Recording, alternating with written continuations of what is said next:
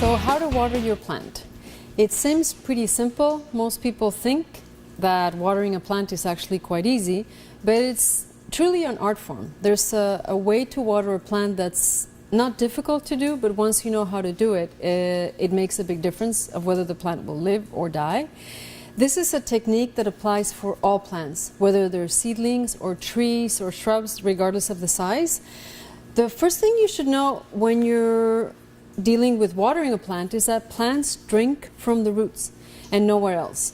So if you have this plant, for example, who hasn't been watered in quite a while, you can wet the leaves as much as you like, but the plant will not be able to drink until the water gets to the root system. It's kind of like us. If we're thirsty, the only way to drink is by drinking through our mouth.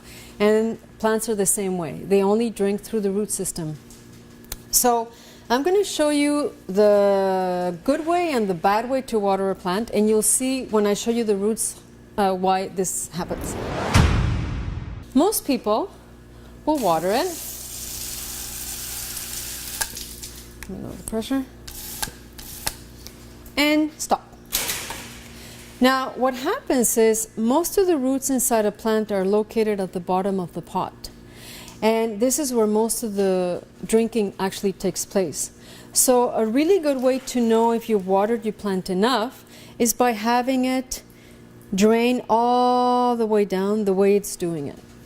Okay, so once the water stops going through, I'm going to take the plant out of the pot. Now you don't have to do this, it's just to show you what happens inside a pot.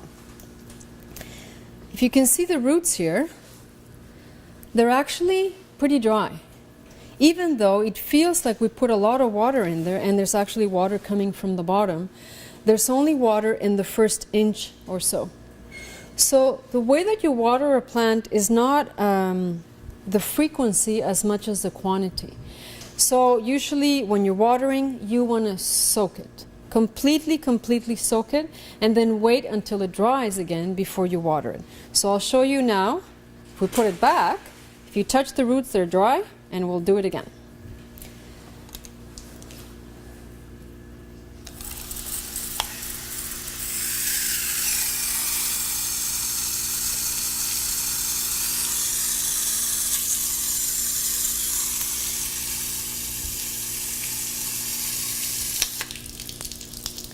And as you can see, if you look at the top of the pot, there's a bunch of bubbles coming up. That's a sign that your plant is pretty dry. And so the air bubbles are being replaced by water, which is exactly what you want. You can see the water coming down in a really nice way. The water is draining out. You should always have drainage in your plant, and make sure you're always working with really good quality soil. That makes the watering a lot easier. So good soil and good drainage. And let's take out this little guy again and see what it looks like. So as you can see, when you touch it now, the roots are nice and wet. That means your plant is now happy. It's been watered properly. And now you can wait. You could, I won't say a time frame because it all depends on the sun conditions or the humidity, but certainly touch the soil. The best tool to know if a plant is dry or wet is your hand.